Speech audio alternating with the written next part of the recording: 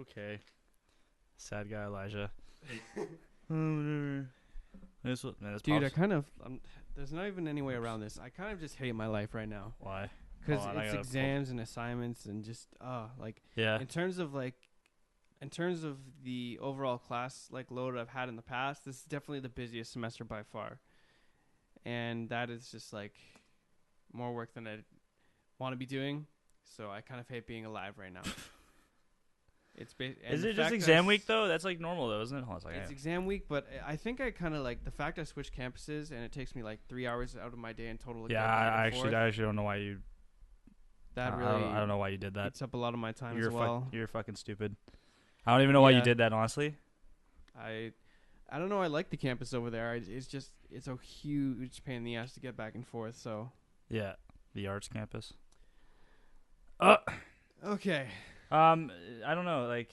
I'm currently in a show week right now, so oddly enough, there's with show week at theater school, it's the time you have to spend at the school is lessened significantly, which is lovely because I enjoy not spending 10 hours a day there like I always have to. Which makes sense. But now it's kind of it's just I'm just busy being stressed out about this show all the time. So that's really good. Makes me really sad. Feels bad, man. I don't know. I ate a whole pizza today to myself again. So that means things must be going okay, right? I mean, that's kind of normal for you. So that's really sad. my life's really sad. Yesterday, I honestly last night I had all this time off. I'm yeah, I can do cool stuff. I just laid in my bed. I stared at the wall, and then I made bomb ass Facebook statuses.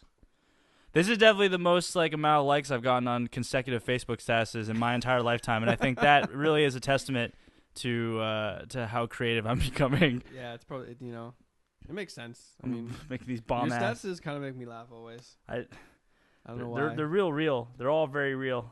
It's just all really sad things that are happening. Well, because I remember I was sitting in the after the show. I was all sad because every time I do a show, I just go, wow, I suck. I should just go hang myself now.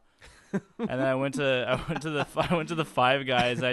It's sad because I go to the Five Guys there a lot, but I always go there's this one table that sits. It's right in front of the counter. Yeah. And it's just a small little table with 2 chairs, and I always sit there and I get a exorbitant amount of food for one person. I just sit it there and I just eat alone at this table. They had this table for 2. Is it always the same Five Guys?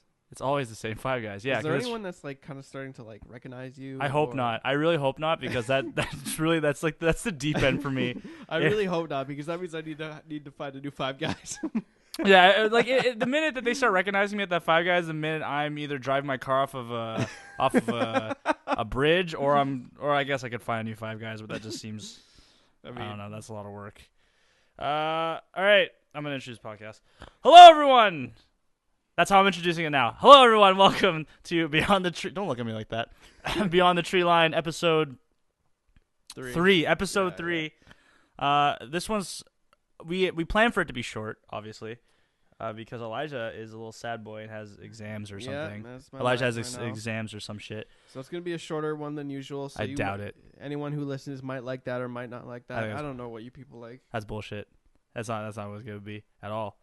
I am Matthew McMillan. I am joined by Elijah Renault. Hey, how's it going? The hostess with the mostest, the one and only.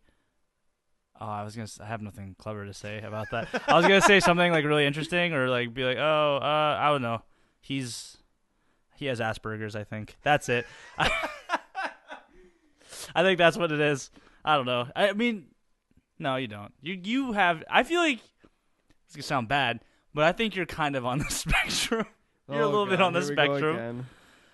Jesus. You finally hung up the wall scroll. Update from last week for consistency. As I was complaining that you weren't hanging up the wall scroll, you finally fucking did.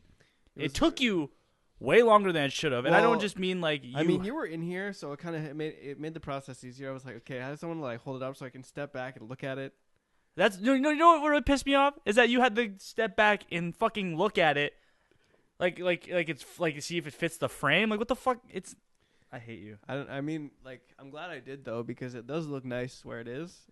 I'm glad I hung it up, but I'm glad I took that moment to like step back. Did to see you if I did you liked it. strategically choose to have it only like the little half, the bottom half quarter being covered by your monitors? Was that like a strategic choice, like a stylistic choice? It's a bit lower than I intended, but yeah, I did want the bottom of it to be behind the monitors. I hate you so much. You're so I stupid. thought it would be. I you're think the it looks worst. better that way. Personally, that's just my opinion. I hate you on every level. You're a fucking animal. Oh yeah. All right. So what are you doing? So you're studying right now, yeah, I guess. Studying. But I have a story. You have a story. All right, you were being all secretive about this. You're like, ooh, I got this real funny story, but I'm not gonna tell you. I'm gonna tell you on the podcast. I don't know how funny it is gonna be. I thought about it a bit. If this bombs, I'm killing you. I'm not sure how funny it's gonna be, like on the recording of the podcast, but right. Let me see if I can set it up well enough. Okay, so I don't know if you've noticed this week, but I put up a status basically a couple days ago asking for people to link music they listen to while doing homework or studying and stuff like that. And it was a lot of lo-fi, a lot of like chill music, which was cool. Oh. And then my friend Kalista links me this playlist of music. Uh-huh. And I was like, okay, check it out. And she sends me a direct message, and he was like, "This is the playlist I used to listen to when I was having sex." I was like, "Ooh, and it was a great, bunch of winky faces." Like, I was like, "Sick!" So I go fucking check it out, and sick. Yeah, what was it? Oh my sex God. Playlist. A sex playlist. Who has sex playlists in 2017? Is that a thing still? Because I remember back in my day, whatever that means, that there was a point where like you'd see it in movies all the time where they would have sex, but they would make it a point to turn on music before they have sex.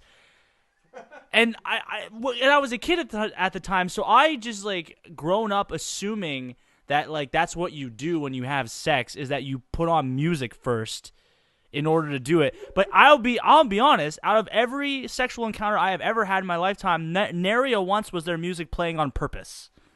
Yeah, it's really something that happens. It was on more accident. of a coincidental thing. It's more of an accident. I don't have a playlist where I'm like, okay, well, this is the song that I fuck to.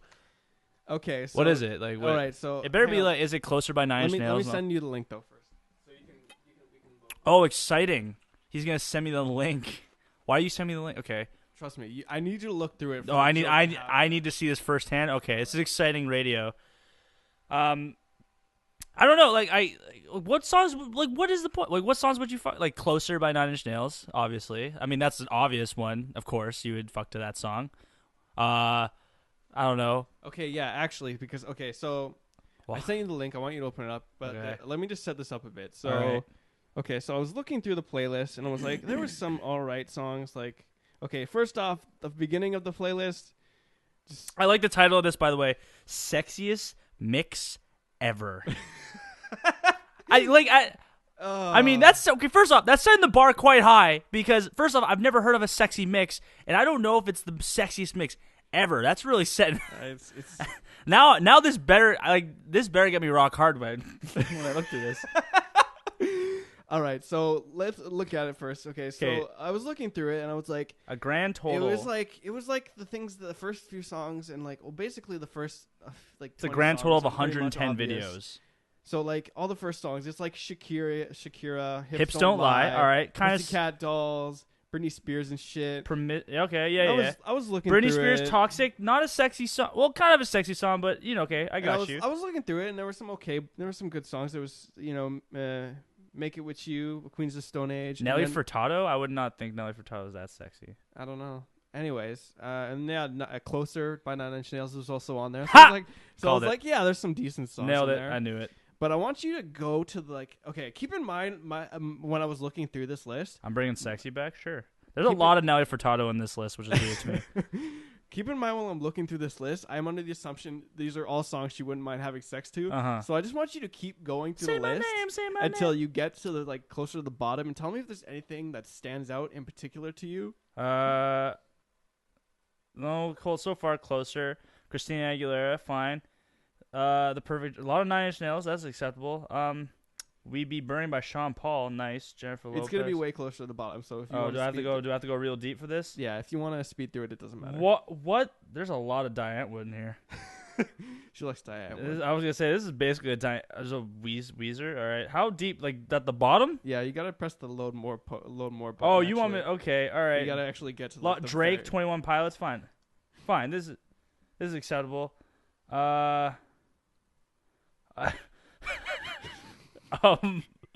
Okay.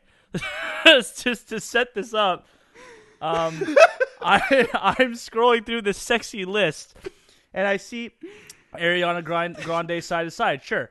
Machine Gun Kelly, Sale, whatever. Kanye West, Mercy. All right, fine. It earned it for the 50 Shades of Grey soundtrack.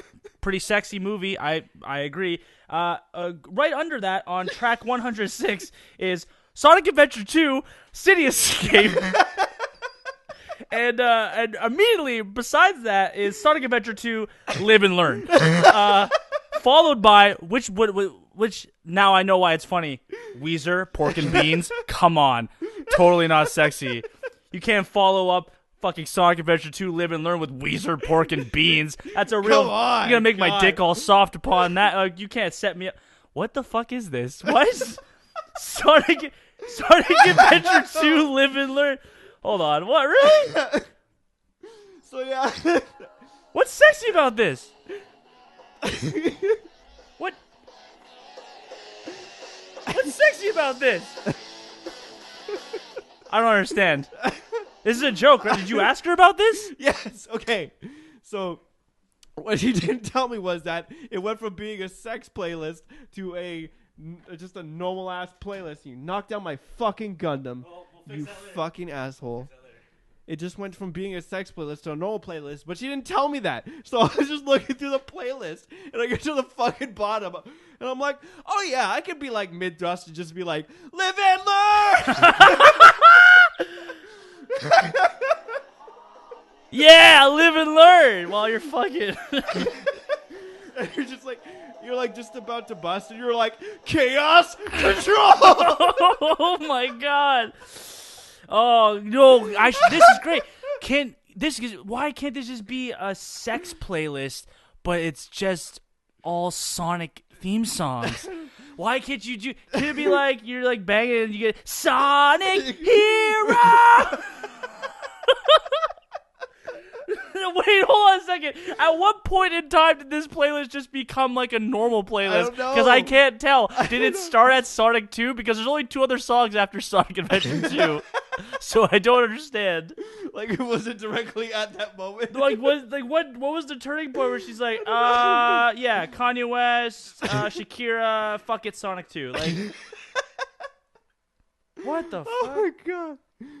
Wait, so why did she send you this again? Because did you specifically ask for a playlist to fuck to? Like what? No, she just linked it because she told me. Okay, so I was just looking for music to listen to, right? Mm-hmm. Doing homework, and she just linked it in the commented it with that, and then she sent me a direct message. Was like, this used to be the list used to be my playlist for having sex. A bunch of winky faces. I was like, okay, ooh, sick. So I was just like looking through it. I was like, Sonic. I was just like, oh, closer, yeah, okay. I was like, but then I get to the it's bottom. Sonic Hero! Live and learn! Oh my god, this is great. What comes up must come down. Gotta go fast! Gotta go faster! I mean, yeah, no. When I fuck, I need to go faster. If anyone can make a playlist of Sonic songs that vaguely sound like they could be on a sex playlist, that's also another playlist that I think would do real well on the internet. You know, a really good one, the intro song from the American release of Sonic CD. Oh, of course. Oh yes, the holy shit. Sonic X. Yeah. Now it's just now it's just a bunch of Open Your Heart by Crush 40. Oh my god. They probably can't. I probably edited a bit of the music into this now. So yeah, I guess you could fuck to that. I could fuck to that. I'd fuck the Sonic music all day, dude. Like I think most of the girls that if I was sleeping with a girl and I played that she'd probably think I'm a fucking rapist though, and then halfway through the sex she'd decide that it was rape. Just like I'm being raped arms now. behind your back. You're like, live and learn. What? Oh, that's gross. Well, okay? That's a good point. I didn't expect.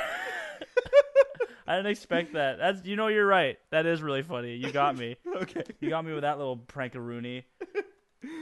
Oh my god. All right, so that's my story. Weezer pork and beans. That's my funny times. That's my funny times with Eli. You can't fuck the pork and beans. Don't can't? lie to me.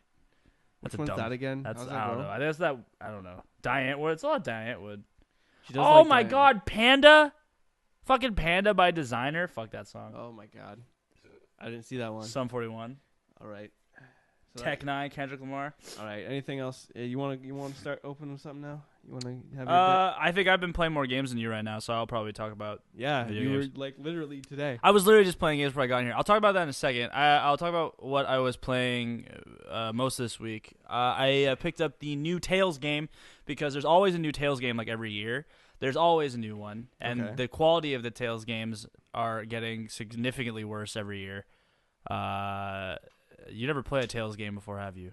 No, of course. Can't say I have. Of no. course you haven't. Can't say I have. The game is called it's Tales of Berseria. The thing with like the Tales games is really funny is that like all the names are just like them. Like at first it made sense. Like first they're like Tales of the Abyss. And like oh it's because there's an abyss. Cool, makes sense. Tales of Eternia because everything they're living in a world called Eternia. Cool. And then eventually they just started they're what words can we make up and then add the word a at the end, the letter a at the end. So it's like Berseria, Zestiria. Like none of the names make any sense. I don't know why it's called Tales of Berseria. Nothing there no one's even said the word in the game, so I'm not sure. Like I'm not sure what it is. And it's like okay, so they're like generally all the Tales games are just like these really like fluffy action RPG games. And I guess for some reason this is like a big twist for the Tales game because it's like super edgy because you're playing a woman who's a villain. So like it's like this. Oh, was that the game where I watched you playing with the anime opening? Yeah. the hand or With whatever? the demon hand. Yeah. Yeah. So you're playing. I can't remember. Oh fuck! I can't remember her name right now, which I should because I played like 10 hours of it. But it's like this girl who lives in this village, and she has like a little brother, and so they live in a world where there are demons that exist, and there's exorcists, and the exorcists are supposed to be the good guys, and they kill all the demons. And then like you follow this girl, and then all of a sudden her friend or her caretaker is an exorcist who they get attacked by a bunch of demons one night, and this guy just I think his name's Arthur. He just kind of she wakes up and she sees her whole village is invaded by demons, and she sees her friend Arthur who's killing her, sacrificing her little brother, and she's like, no, how dare you? And then she becomes a demon somehow because he throws her into a pit and becomes a demon, and then she wakes up and realizes that she wants revenge. So, but the idea is like they're doing like a twist where technically the exorcists are the good guys. They are the guys who have like it takes place 3 years after the prologue where she's thrown into prison, and she gets out of prison 3 years later, and she finds out that the whole world, because her brother was sacrificed, the exorcists were able to kind of control the demons and fix the world. So the world's actually a really great place right now, and the whole game is actually just this girl trying to get revenge on the guy who killed her brother. And so it's really I like the concept. I like the idea of playing like a villain, or at least playing someone who is like morally ambiguous. Mm-hmm. Like they kind of have more selfish desires rather than just being a hero. Especially if you play the Tales games, a lot of Tales games are all about being the good guy and saving the world and blah blah blah. Just looking at like those games and like just how anime it looks, it doesn't look like it'd be like that at all. Yeah, but the problem is that it kind of isn't. It kind of it like it's almost like it's pretending. It's like a Halloween costume almost. Like it's trying to be that, but it's not. It's like it still feels like a Tales game, and like these characters are kind of one dimensional. Like you're a group of villains essentially. Like you are a group of villains, but kind of not. And it's just like right now it feels really flat, the story, where it's just like the main character is just really brooding and sad and kind of mean to people all the time, just because bad things happen. She has a demon arm now, so fuck you. That's it. But the rest of her party is actually kind of cool. You have like this guy who's a pirate, because you ride on pirate ships in this, because of course pirates are evil, I guess. And this guy is like, he's a pirate, but he's also like he's a demon. He's called he's a reaper. He's called a reaper. So there's a different type of people in this universe. There's demons, there's humans, and then there's like these things called Malaks, where they're a type of creature, but they look like humans that are used as tools for exorcists. Like they're like little slaves that just listen to everything, like little androids that listen to everything that people say. Well, then there's this one guy who is a reaper, who is a Malak, who was able to gain sentience. And so his thing though is he's called the Reaper because for some reason he's cursed to always have bad luck. And so he does this thing where he has like this coin where he basically does the Two-Face where he flips this coin to make decisions, but it's always on tails, I guess, because he has bad luck. And he fights with his. It's kind of cool. I like. It's really generic anime shit, but like the explanation is kind of cool. He's like, "Oh, I only fight with my hands because I have to use my own body because I have bad luck. Because one time I was fighting with a sword, and when I was about to kill this dude, the blade fucking exploded, and like all this weird shit." And so those exchanges are kind of cool. And then you one of your party members is like this witch who speaks in rhymes, sort of, and does magic tricks, and she's kind of like, the problem is like all these characters are kind of scumbags, and they don't really have any good reason to be scumbags other than they're villains. We're just shitty. Yeah, we're just shitty because JRPG. Like fuck you. Like it's a twist. Ooh, the Tales games are different. But like the reason why you play these games is because the combat system is really good. It's like it's an action RPG that kind of usually the Tales games they operate under a pretty simple action RPG genre, kind of like it's one button usually, and then they have like these things, they spells that are kind of attached to directional inputs. So in the original Tales games, you do like different spells based on like pressing up A and side A and down A and left A. But they kind of changed it with this one, where you basically make your combos. You have a bunch of spells, and you put them on each button, and you put them in a certain order. So you're like, you can make custom combos on each button. So like triangle will be a certain string of combos, and circle will be a certain string of combos, and you get to design the combo. What are you looking at? Design the combos. Just bothered by my Gundam being on the I'll ground. pick it up later. I knocked over his Gundam. You can just pick it up now, and I'll keep talking. So you can kind of design the combos based on the button. Oh, is it in pieces? Are you gonna put your Gundam back together? Are you gonna put it back together? He needs to put his Gundam back together because he's fucking. Oh no, it's broken. It's like a tiny Gundam. He doesn't even. He's too much of a pussy to build real Gundam models. And then I have to go buy a Gundam model and build it out of spite for him. I built it fine. No, you built it shitty. No, the way you want to build it is like the way that crazy people do it. You can build Gundams without having to fucking paint them. I mean, you animal. Anyway, sure.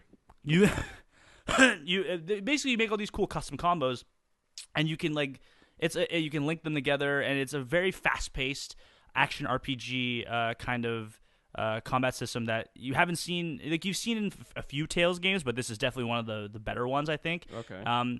It's super fun. It's super addictive. I didn't think I'd be playing the game as much as I did because most Tales games I kind of drop right away because they're kind of flat and kind of like the novelty of a Tales game wears off about after like 10 hours. But I'm still enjoying it despite the fact that the story is kind of kind of booty. It's kind of booty. It's kind of bad. But and like it for some reason is doing an open like.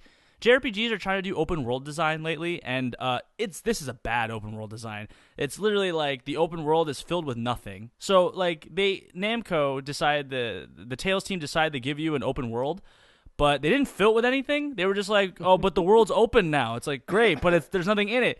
But the map is you walk through it. But it's huge. But it's huge. So what? There's nothing in it. But there's a chest over there. Fucking end. Like what am I supposed to do with that?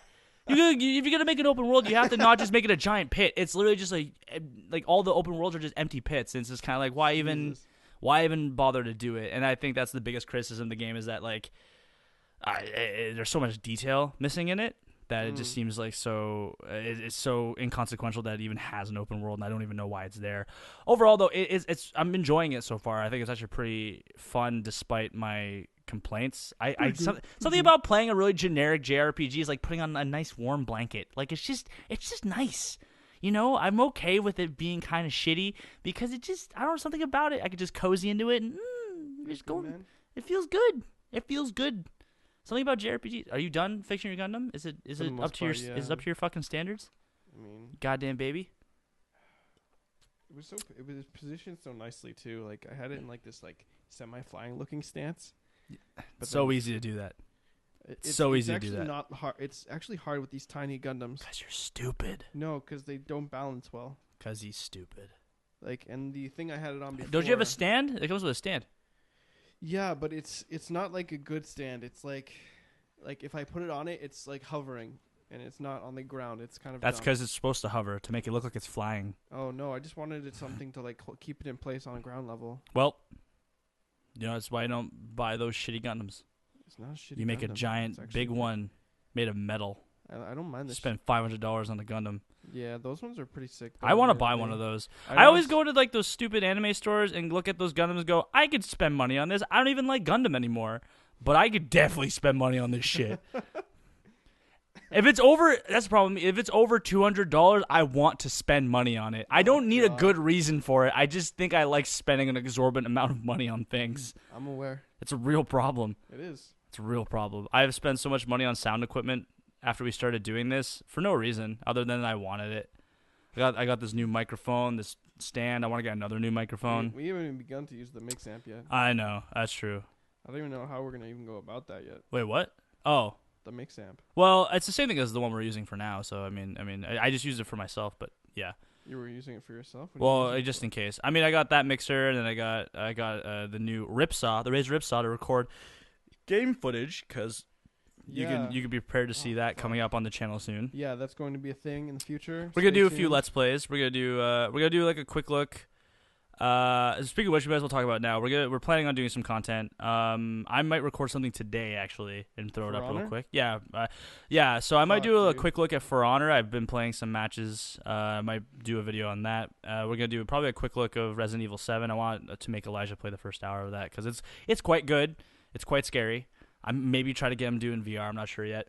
I don't mind doing it in VR. Yeah, we might try to figure out how to set that up. And then we want to do a few Let's Plays. I think our first one we want to do together. I think we want to try Psychonauts. I think, especially because the new Psychonauts is, supposed to come out at some point in the next 2-something years. We want to play the Psychonauts game. Because I've never actually finished Psychonauts. I remember loving that game too. I never had a chance to play it, but you never played it. So amazing. Yeah, you never played it? Yeah, okay, no. So you definitely need to play it. Psychonauts is like it's really janky near the end of it for mechanically, but like it's such a good game. It's such a good it's such a cool art style. It's such a cool world. It's such a cool it's I remember when I first played it when it first came out, like it was a crazy game. I'm glad it's getting a sequel because it actually sets up for a sequel in the first game, but it never got one due to poor sales. Like the game didn't sell very well, and now they're actually, Double Fine is working on one now because they got, the GoFundMe. No, not GoFundMe. I think it was Kickstarter.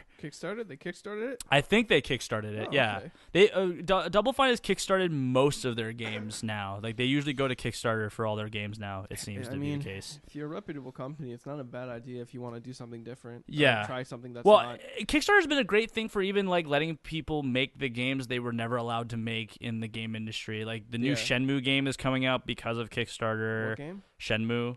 Yeah, the new Shenmue. Like, everyone wanted new Shenmue. Like tons of games that never would have existed because of how frugal the game industry is. Like happened because of Kickstarter. It would be the same case for Ukulele. Yeah, Ukulele was a project that probably would have never gotten off the ground anywhere else. At least in the way they wanted to make it. Oh yeah. And now we're gonna get a game that is at least coming out soon, actually. Yeah, no, it's coming out I think next month. Yeah, I think that looks fun. Like it looks good. Banjo-Kazooie was great, and that looks like. At first, I was uncertain about the characters, but like watching the gameplay and stuff like that, they look cool. It looks like a classic platforming game. In 2017, which it's real weird because we don't even have any. Like we don't have platforming games anymore, really. Like what's the last one that ever came? I guess the Ratchet and Clank game that came out recently, but that's like when have we ever had a platformer? In the post 2014, can't even think of one. anything noteworthy. That's for sure. I know, and it's ukulele looks good. I like it looks, and I think it's coming out at a budget price too. I think it's only coming out for $40 or something. Yeah, it is. Yeah, is it? We should get it and play it. Yeah, we should play I'd be that. down for that. Yeah, I'd be down to play that. But we're gonna play Psychonauts. I think we might do like a really long play of Persona 4 because I've finished it, but Elijah's never finished Persona 4. Never played it in my life. You never played it? Yeah, you never played it at all. You played Persona 3. Persona 3, but I like. But you've never played. Dude, you know my attention span. I'm so bad with those games. But if you're there to make me play it, I think I can work my way through it. Yeah, maybe you'll actually be able to finish it. We'll probably be plugging away at that. I think we're gonna start some content pretty soon. Like after this week is over, we're gonna have at least a couple days to record some stuff. I'm gonna record some stuff anyway. Yeah. Yeah. So we're gonna do stuff coming to the channel, which should be cool. I need to learn how to edit better so I can kind of make some stuff for myself. But because Elijah's really the only one who knows how to edit in this room right now. At the moment, because I don't know what I'm doing. I could do like the more complex stuff probably, like make some cool like intros and stuff like that within like After Effects. But aside from that, like just doing the cutting stuff, we can just both do that. Like that's not very much work. Yep. So I guess I could talk about For Honor, I guess. Well, I guess. Or wait, no, you do something. So yeah, I wanted to talk about what should we do? MMOs or fighting games first? Whatever you feel, whatever your heart says is best. All Elijah, right, well, let's follow your heart. Let's do Final Fantasy 14, the MMO. I love that game. I have played that game off and on for years. Yeah, we both tried to play it over Christmas. That was actually pretty fun. That was fun. I really like that game. I still think it's one of the better MMOs that are out right now. It's definitely it's up there with my favorites. Yeah. Not that I ever got very far into it, but in terms of like just playing it, definitely the tier list would be still to this day it's WildStar, Final Fantasy, and then I guess WoW. I think you're the only person to put WildStar on the top of their list. You know what? I'll stand by that statement. Is that game not dead yet? No, it's still alive. That game's gonna die real soon. I mean, it still gets players. It's active, but no, it's just not. Small right now. That game's life is ticking away real fast. Feels bad, man. Anyways, the new expansion Bloodstorm is on its way out very soon. Stormblood. Coming with Is it Stormblood? Bloodstorm. Are you sure? It's not Stormblood? Is it Stormblood or Bloodstorm? It's let me confirm right now. I'm gonna say it. It's Stormblood. It's Stormblood? You fucking idiot. Okay, so the new expansion Stormblood, coming out in which June. in my opinion sounds stupider than Bloodstorm. True. But just my opinion. Anyways, it's coming out in June. Coming out with some new changes, including some classes, some changes to the battle system. Yeah. Getting rid of the class system in place for the job system. From what I understand about the class system thing is that because how it works right now in Final Fantasy 14 is that there are two tiers. There are two tiers of classes, which is really annoying. There's the classes, which are like your marauder and your warrior and your pugilist and stuff, and then there's the jobs. So like you level up a class to a certain point, and then you have to specialize in a job. It's kind of like a spec, but specialization like in World of Warcraft, but more deeper than that. So the problem is with that system is that it's super cumbersome. So to be like a pugilist, to be a monk, like if you wanted to be a monk class or a job in the game, is the monk new? It was new with Heaven's Ward, I think. Oh, okay. Or no, maybe. I think so. But you had to level up a pugilist to level 30, and then you had to level up a secondary class. So you had to switch your class to a secondary class, level that up to level 15, and then you could become a monk. The problem is that no one plays classes at max level. You have to play the jobs because they're better versions of those classes. Yeah. So it became this thing where like if you wanted to do a job, you had to level up one class, and then you had to figure out what the secondary class was, which it wasn't hard information to find, but it's still kind of complicated for a first-time player. You have to you level up that class to 15, and then become the job, and then level up the job because it has a separate level from the class.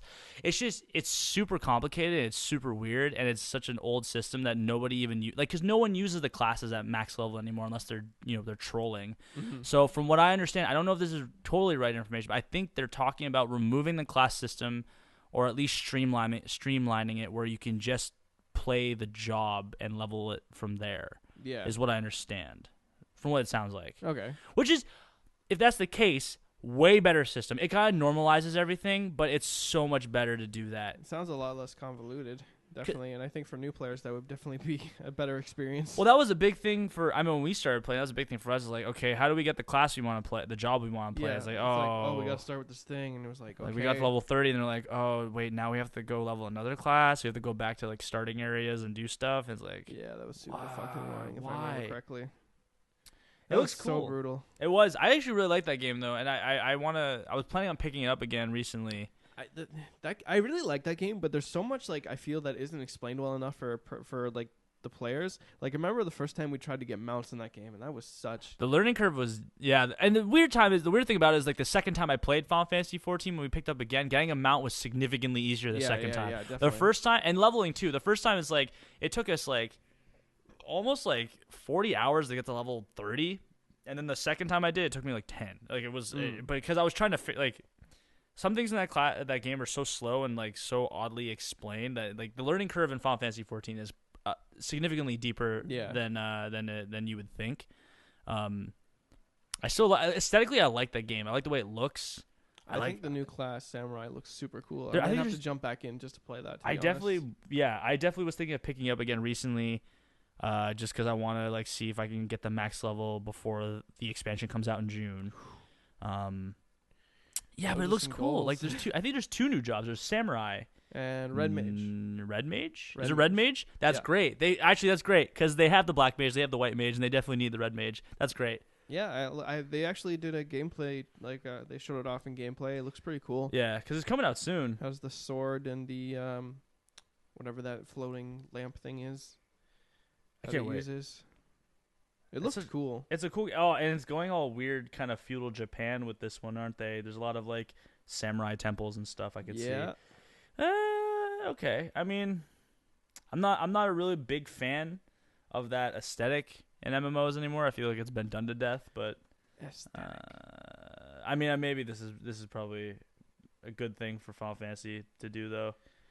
It looks good. I want to pick it up again. I might want to play that a bit. Maybe maybe I'll put that on the channel. What is the monk? Is that a tank or like what? Monk is a DPS class where you punch I wish stuff. There was more tank classes because none of those. They're I was kind of hoping the samurai would be one, but he's going to be a DPS too. I think there are two tank classes. There's the paladin. Yeah. And there's the gladiator. Oh no, and there's the I can't remember, barbarian. the death knight or whatever. The barbarian turns into a gladiator. I think it's a death knight, not a death knight, dread knight, something like that. There's 3 tank classes. I want another one. I was kind of hoping like the samurai would be one for some reason, or like maybe a heavier version that uses like the long sword. You know what I mean? That would be cool. I feel like a samurai would be. Actually, you know what? Now you think about it, like I don't think there's ever actually been a samurai class in an MMO before. Not a popular one. I mean, not a popular one, right? Yeah. It's not a very common class. That'd be cool if it was a tank. Yeah, that'd be a really cool reimagining of the samurai. Because usually it would make sense that it's a DPS, but that'd be kind of cool if it was a tank. Just like you had this parry button that you'd spam constantly to like deflect hits. I feel like they've done. I feel like other MMOs have done tanks like that before, though. Yeah. Yeah. Like tanks that just like uber up and take damage and. It looks cool though. I want to play. I want to play it again. Like Final Fantasy XIV is such a cool MMO. I think it's one of my favorites. Because I can't play World of Warcraft ever again because I want to die every time I do. I tried to play Legion. I mean, hey man, I played for 2 seconds. Hey, WildStar's free to play still. Fuck WildStar. Why are you still playing WildStar? I'm not. That game's playing dead. Actively, like it's still fun though. I mean, I'm just saying if I don't lie to yourself. I'm saying if I had a group of 5, I'd be down. It's not fun. It is fun. Don't lie to me. Like you knew that game was fun. We all had fun. It was fun for a bit, but then it got to the part where that was the niche thing that everyone was excited about. The hardcore audience was dying for. But it's easier again now. It's not that bad. It's actually. I think it's part of the problem that it's easier now, though. I don't know about that. It's not like super easy. It's definitely not WoW easy. That's for sure. Well, nothing's WoW easy. Like those raids are still super hard. People struggle with those for months. That's and I check out the Reddit page, dude, and it's like seeing like I don't know, like remember how people used to get excited about when they like finish raids and they take pictures of the group and post it on Reddit. And I mean, people still do that. Do they still do that for WoW? And WoW, yeah. Really? I mean, yeah. Oh, well. It's just the thing with WoW is that the community is so big now. It's not the same. Oh, because I mean, back in the days, like communities were smaller in WoW. Like things were so much smaller, and yeah, that makes sense. Like the sample size was smaller. That's the thing. That's the thing that a lot of people complain about with WoW now is because the community is so small or so big now. It's hard to have anything matter, because back in the day in vanilla, things kind of mattered when things happened, because you knew everybody. Like the servers were only about at max 400 people. So you knew everybody. You knew the top guild. You knew all the people who were the best. And then there was kind of there was a community and there was a story behind everything. Like I knew, like people knew me on my server, and like I knew people on the server and stuff like that. That kind of doesn't happen anymore, because there's cross realm. There's just like servers are just so big now, and nothing matters anymore, because there's not enough people there's too many people to care. Like there's not like a so that's probably why WildStar like probably still has that, is because it is still a smaller community. Like smaller communities in MMO are often better for that kind of stuff, while it's not better for that's the sales. stuff I like about MMOs, and like seeing that happening in WildStar, I guess because it's not doing so hot in terms of popularity, like it makes me want to play it more, because it's like everyone seems so tight. Yeah, because you have a footprint when you play those games. Like the things you do kind of matter. WoW, nothing you do matters. It's too much like real life. It's like nothing you do in WoW matters anymore. No one cares unless it's on a global scale. Yeah, and even then, no one really even gives a shit anymore. All right, you got something else you want to talk about? Yeah, okay, so I've been playing For Honor. I only played about 4 hours of it today. Like, literally, I got it when it came out, and then because I'm doing their show shit, I haven't been able to play it. But I managed to crank out a few matches of that game, so right now, man, that game is fucking good. Holy shit. I know. It's funny, because the matter you get at a game, I can tell you're, like, generally speaking, for competitive games, that means you're enjoying it more. Yeah, like, the barometer of how much... I hear you yell at dog. Like, you were getting pissed. The barometer of how much I like a competitive game is almost... It's, like, equivalent with how pissed I am at it. It happened with, like, Overwatch. I was breaking microphones and keyboards, and I loved Overwatch. Like, but I could already tell, like, I could see the gameplay loop already, like, filling me up right now, just sitting there, like, playing these one-on-one matches, and then I'm getting sucked in the way I got sucked in any fighting game I play. It's so good. It's so weird, because For Honor was not on my radar. It wasn't on my radar. Like, we saw it at E3, and for me, it looked like a Dynasty Warriors game with, like, weird one-on-one mechanics. Yeah. I wasn't sure what it was. I wasn't, like, it didn't sell me. I didn't understand what they were doing with it. And then, last 2 weeks ago, barely, I found out that, like, it's kind of like a fighting game. Like, it's totally based in fighting game mentality and in those kind of mechanics, while not looking like a fighting game. And it totally is. It's super good. There's first off, there are three different factions. I think it's Vikings, the Knights, and the Samurai. I think it's 3, and I think there's 4 classes. I might be wrong. Maybe it's 4 and 4, but I know there's at least 4 different characters per faction. And so there's a lot of variety. Like, all these characters play differently. They're all kind of similar archetypes with each other, though. They're like, there's the balanced fighter. Yeah. There's the fast fighter. How they go about the heavy fighter. But they all kind of have different styles. And so far, I've only really played the balanced samurai right now. I played a bit of there's a samurai character with, like, a long, like, the halberd, and I think she does poison damage, and she has range. There's one that's, like, stealthy and does, like, a lot of dodging, and had fights with 2 blades, and it's the generic kind of fast character. So far, though, like, I could already see the depth in the game. Like, there are combos in it, but it's basically a 2-button fighter. You know, there's heavy attack and there's light attack. Yeah. That's basically all it is. But you can chain them. You have basically you have 4 combos per character, where it's like light, heavy, light, heavy, light, heavy. Okay. So it's that basic, and then you have it mixed with dodging. So you can dodge left and right, dodge forward, and you can chain those into dash attacks, and then you have a guard break. So the character I'm playing right now, he has a special ability where he can dash forward, and then he'll get extra frames on his guard break. So he and range too. So his thing is that he can dash in and hit you with his guard break at a wider range than most people. Okay. And so that's a good opener, is that if they're guarding. So if they're just guarding and staring at you, it doesn't seem like they're going to retaliate. You can dash in really quick and hit them with a quick guard break they're not expecting, and then you open them up for, like, 2 frames. So it's the defense system is really simple. It's literally like it's almost like a mix of Dark Souls. Almost like you go up on someone, you lock onto them. And then all of a sudden you get like this weird like circle goes around your character and their character. And so there's a bar that has like up, a right, and a left. Mm-hmm. And so on your thing, if you click up, it'll highlight. And then your opponent, some characters don't do this. Some characters actually hide their guard. But most of the time, you'll see what guard stance they're in. Okay. So like the bar on theirs will be up. So they're guarding high. So if they were to hit you, if they were in high stance and they were to hit you with a high attack, if you were in high stance, you'd block that attack. And same thing with, and vice versa with right and left. So the whole game is playing footsies, sitting there, watching what guard stance they're in, and trying to fight around their stance. So you sit there, so you could be sitting there facing off with someone in high attack. So if you do like a high heavy, that's like your overhead, but it's really slow. So you can sit there and like you can read their pattern and you just like, oh, they're in high. So maybe they're setting, like you could do things where you sit in high and you show that you're in high, and if they approach on you, you right at the last minute switch to right and you hit them with a light attack. You like peck them and you can poke that way. And in mid combo, you start a combo. If you get an opener, then what you can do is that the big thing with the combos is like the combos are all pretty simple, but the idea is how you do a successful combo is how you change your stances in between the combo.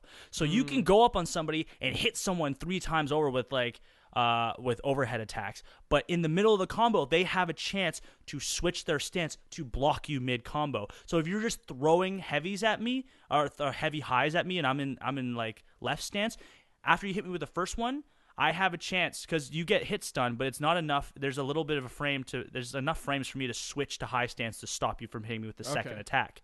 So the idea is you kind of use conditioning. Like you have to go in there and you have to make sure you're not repeating the same. You have to hit, you hit them with a top heavy, and you have to be making sure that you're switching stances so you're keeping them guessing. So you go in. So what I would do is I would open up with a light on the left or right. Because if usually people default to blocking high for some reason, and like I would hit them, and then in my second I would switch to left. But then I have a special thing with this character where his finisher, if you finish the combo with a top heavy swing, it's an unblockable. So you go bam bam, and then you go to hit him with a high heavy. Even if they go to block you high heavy, your character will light up and fucking slam them down. So it's all about like timing and conditioning and like picking and being able to read. Like if you're smart and you play against that character and you know that they do that at the end of their combo and they're going to want to hit you with that overhead, eventually some players started wising up and they started dashing away at the end of my combo because they knew I was going to hit them with a heavy. The thing though with that character at the same time is that he has a thing. It's an advanced technique where if you're hitting them with an overhead heavy, you can cancel it in the middle of the animation and switch to a different attack in a different mode. So there's like, it's a very simple game on the surface. The execution barrier is not high. The most complicated thing was the cancel that I found so far, but it has so much depth that I can see already. Okay. Like there's so much shit in it that I can already see like how competitive this game could be and how much depth there is. Interesting based on what you're telling me. It sounds and the thing is that 1v1 I feel like is the bread and butter of that game. It's really good, but 2v2 is also really good. Like 2v2 is basically 1v1 with a partner. Okay. So you guys square off on different sides of the map. It's you and another person, and then you and another person. I was watching gameplay of this actually, and I saw it. They were doing a 2v2 match, and like when one of the teammates like died, the other enemy came to like fight the other guy, but he was like waiting until like the other dude was done fighting him. Like, can you gang up on a person? Yes. Oh fuck yeah, you can. Okay, you can. You can totally gang. Yes, you can gang up. But the thing is, there's also friendly fire. Oh. So you can. So if you're like the big Shokugeki guy, the guy with the big fucking hammer, if your friend is squaring off with another person, you don't want to go in there swinging with a heavy hammer without aiming it right because you might fucking pop your friend too. So there's yeah, that makes sense then. That makes sense why the dude was sitting back in the video. He was sitting back because probably he was trying to find a good backstab or something, like because you just go swing, you can hit your partner. So it is kind of like, it is sort of like doubles in Smash almost, like where there is friendly fire. Like you have to be careful about positioning, and you can combo back and forth though. So you can send a person to someone, and you can like, because you can throw in any direction. So you get people so the way you throw is you hit them with a guard break, and then you just hold. If you get them in the guard break, you hold the the throw button, and you just choose the direction you want to throw them in. So you can like hit someone in the guard break, and instead of like hitting them with an attack, you can throw them to somebody or throw them off the environment or something. So there are I've seen that there's already potential for like doubles kind of combos and stuff. Yeah, because there's friendly fire. Like it's like it. So it's. I think like there's a 4v4 mode, which is kind of like a MOBA, and then there's like a death match, which there's like power ups and items in it and stuff, and it's kind of goofy. It has items and power ups, and you can it sounds a little annoying. You can equip gear that makes you stronger. So that's and there's different rarities of gear. So that seems kind of more like a fun kind of like casual goofy kind of game mode. But then 2v2 and 1v1 seem like everything's default, and you're just squaring off. And it seems like those are the real competitive modes. But I think it seems like it has if they do what they did with Rainbow Six Siege, it seems like this game could have a really good competitive future. Like I would not be fucked up if I saw this at Evo. Really? Like I would definitely watch this at Evo. Like I could see this being at Evo for sure. For sure. Especially if they support it correctly. And it already sounds like they kind of are gearing it towards the fighting game community but not necessarily advertising it as a fighting game, but they are paying attention to it as you would a fighting game. In beta they were already nerfing things that were kind of too crazy. Like they were fixing balancing things with frame data and stuff. So I don't know. I could definitely see this game at Evo. Like it's so good. It's a fighting game that is accessible for people who don't necessarily like fighting games on multiple levels. Well, the fighting game, fighting games, is a fighting game, even in general, is becoming more of a loose term these days, like in comparison to what it used to mean. You know, when you thought of a fighting game before, it was Street Fighter, Marvel vs. Capcom, Tekken, but now you have things like, I guess Pokken would be the good example. That's at Evo this year. Oh yeah. Smash Bros. Also kind of like, redefine the mold a little bit of what a fighting game meant, and it's opening up in a lot of ways. So, with Pokken coming in, I don't see it being being totally out of question that For Honor could make it in. Even Evo Japan is going to have the new Final Fantasy, not Dissidia game. Really? Yeah, that for Evo Japan this year, they're going to have that. Is that even out? Oh, that's crazy. Dissidia? Wow. Yeah, so that's cool.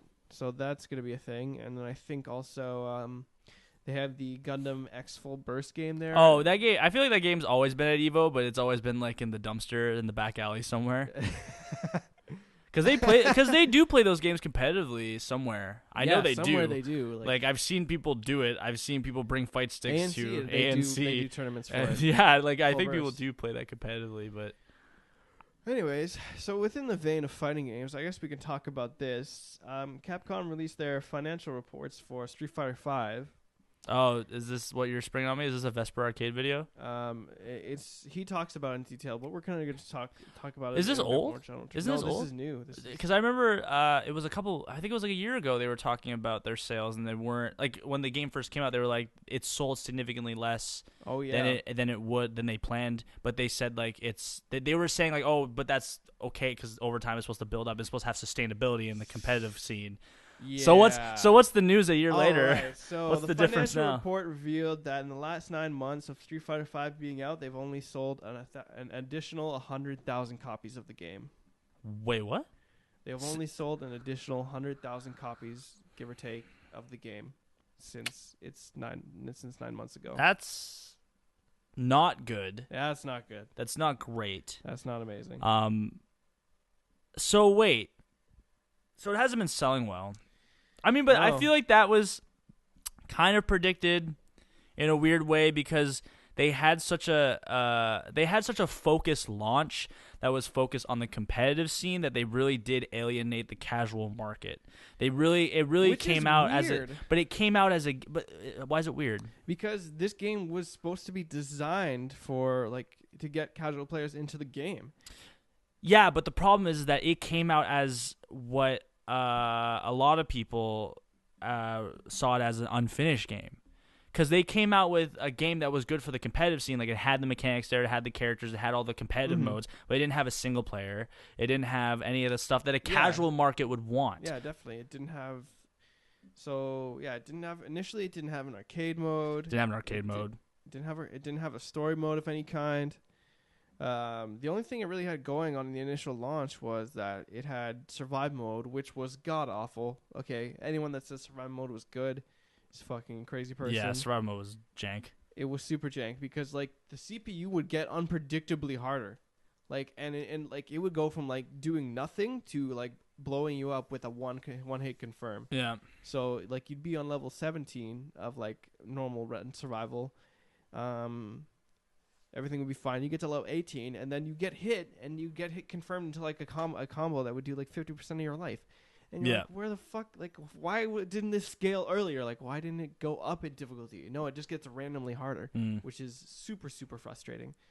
And that was at the initial time the only way to unlock colors for your characters.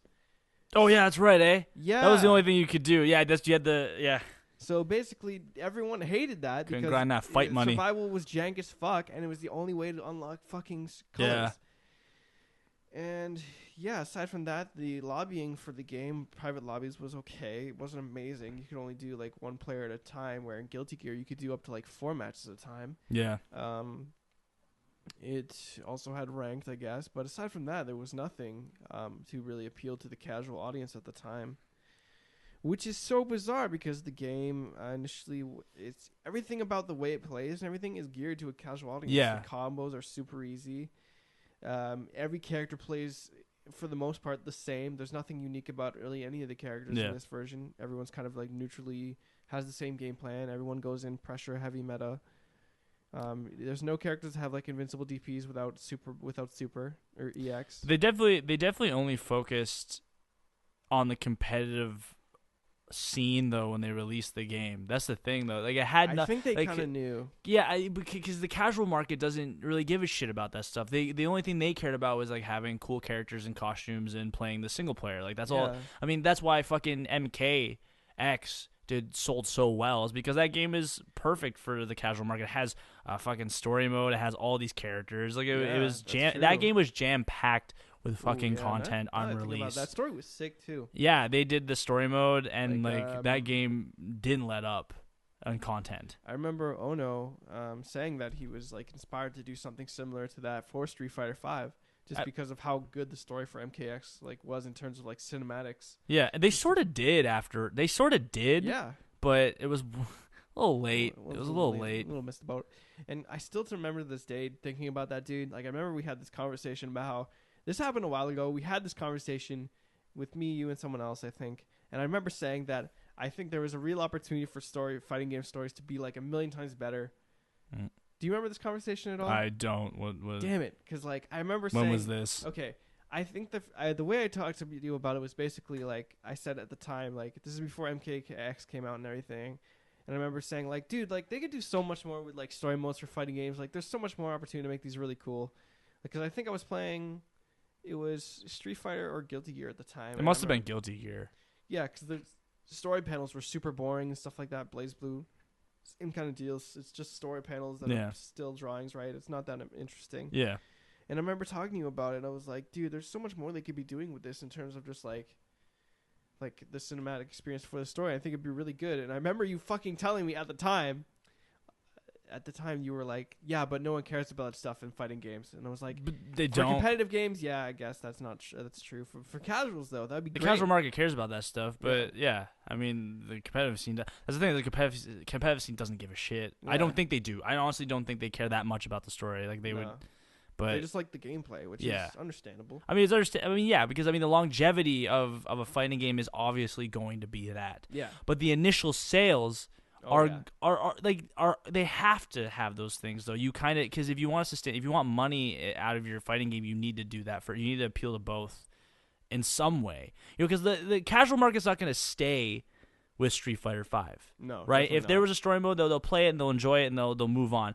And then the sustainability will come from the competitive scene that stays there forever. But you need that initial burst of sales. So now it's even now though, like the game. Okay, so like.